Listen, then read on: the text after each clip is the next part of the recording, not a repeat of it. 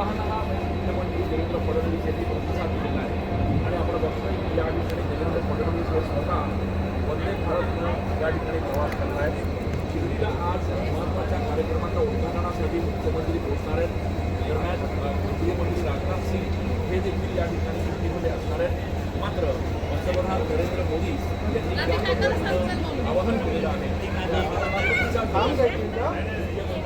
देवेंद्र फडणवीस जे आहेत मुंबईमध्ये वंदे भारतनं आता शिर्डी दाखल होणार आहेत आणि आपण संसदमध्ये बघतोय की या ठिकाणी स्वतः मुख्यमंत्री जे आहेत ते वंदे भारत एक्सप्रेसनं या ठिकाणी शिर्डीच्या दिशेनं रवाना होत आहेत। नाशिक रेल्वे स्टेशनवर या ठिकाणी वंदे भारत एक्सप्रेस जी आहे ती दाखल झालेली आहे आणि मुख्यमंत्री आणि त्यांच्यासोबत जे सगळे अधिकारी आहेत ते या ठिकाणी हा वंदे भारतचा प्रवास जो आहे तो करत आहेत।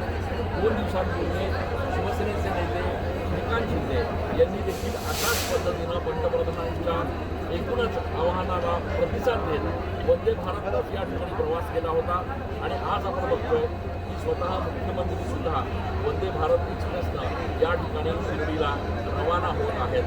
खरं तर या सगळ्या पार्श्वभूमीवर आपण बघतोय की बंदोबस्त जरी सगळ्या नाशिक रोड रेल्वे स्टेशनवर असला तरी एकूणच या सगळ्या दौऱ्याच्या निमित्तानं एक संदेश देण्याचा प्रयत्न आहे की ज्या पद्धतीनं पंतप्रधानांनी आवाहन केलेलं आहे की आगामी काळामध्ये सगळ्या इंधन किंवा रिसोर्सेसचा तुटवडा होऊ शकतो, त्या पार्श्वभूमीवर सार्वजनिक वाहतूक जी आहे तिचा पुरेपूर वापर करावा। त्यासोबतच खाजगी वाहनांचा ताफा जो आहे तो देखील कमी करण्याचं आवाहन या ठिकाणी करण्यात आलं होतं आणि त्याला प्रतिसाद देत मुख्यमंत्री देवेंद्र फडणवीस यांनी सुरुवातीला आपल्या ताफ्यांमधल्या गाड्या कमी केल्या आणि त्यानंतर आज या ठिकाणी आपण बघतोय की मुख्यमंत्री देवेंद्र फडणवीस हे शिर्डीमध्ये आज जो MIDC कार्यक्रम आहे, जो उद्घाटन सोहळा आहे, त्या उद्घाटन सोहळ्यासाठी ते वंदे भारत या ठिकाणी प्रवास करत आहेत।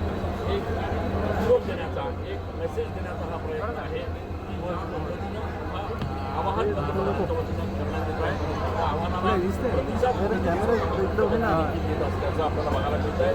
आजच्या या कार्यक्रमाच्या निमित्तानं खरं तर दिग्गज नेते जे आहेत ते शिर्डीमध्ये यापूर्वीच दाखल झालेले आहेत। मुख्यमंत्री आज सकाळी या ठिकाणी